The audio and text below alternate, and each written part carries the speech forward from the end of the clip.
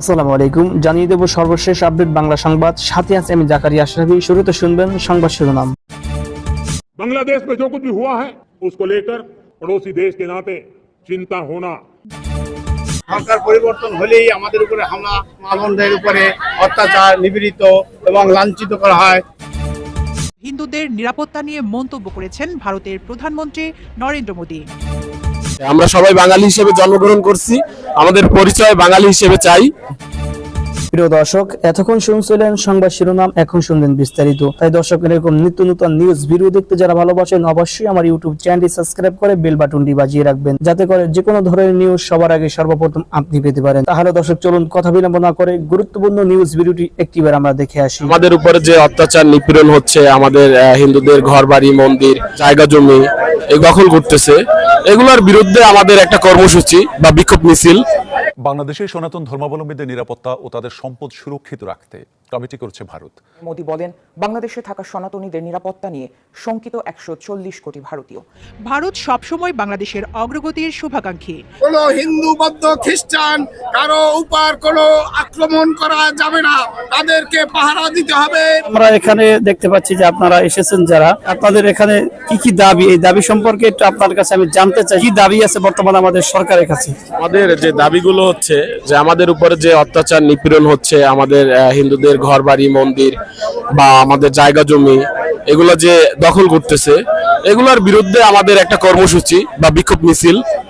এখন বিষয়টা হচ্ছে, আমরা এগুলো চাই না এই দেশে। আমরা সবাই বাঙালি হিসেবে জন্মগ্রহণ করছি, আমাদের পরিচয় বাঙালি হিসেবে চাই।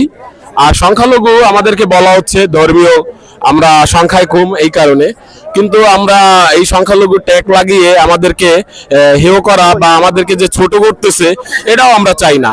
আমরা বাঙালি, প্রথম পরিচয় আমাদের এইটা। সংখ্যালঘু, হ্যাঁ, ধর্মীয়ভাবে আমরা সংখ্যায় কম, এর জন্য আমাদের কমিশন গঠন করতে হবে, আমাদের এই বিচার এগুলো। এবং আমাদের কেন্দ্রীয়ভাবে 8 দফা দিছে। আপনি যদি দেখেন এই হিন্দু, বৌদ্ধ, খ্রিস্টান ঐক্য পরিষদ থেকে যে দফাগুলো আছে, আপনি অনলাইনে সার্চ দিলেই পাবেন, সেগুলো আপনি যুক্ত করে নেবেন। এগুলো আমাদের দাবি আর কি।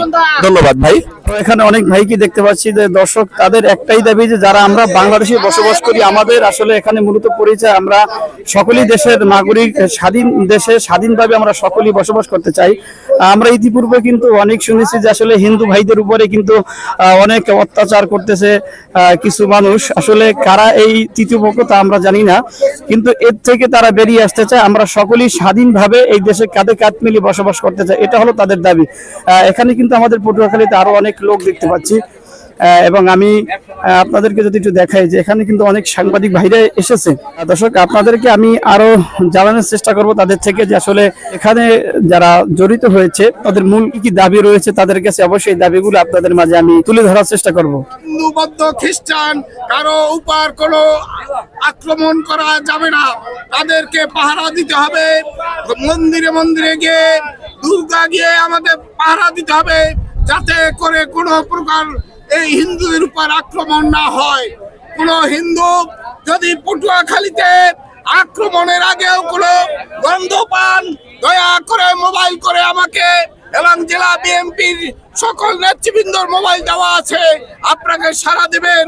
সাড়া দেওয়ার আগে সেখানে চলে যাব ইনশাল্লাহ। এবং হিন্দু পরিবর্তন হলেই আমাদের উপরে হামলা করে এবং আমাদের উপর একটা ভাঙচুর, মা বোনদের উপরে অত্যাচার, নিপীড়িত এবং লাঞ্ছিত করা হয়। ধর্ম প্রতিষ্ঠানের উপর আমাদের আঘাত করা হয়।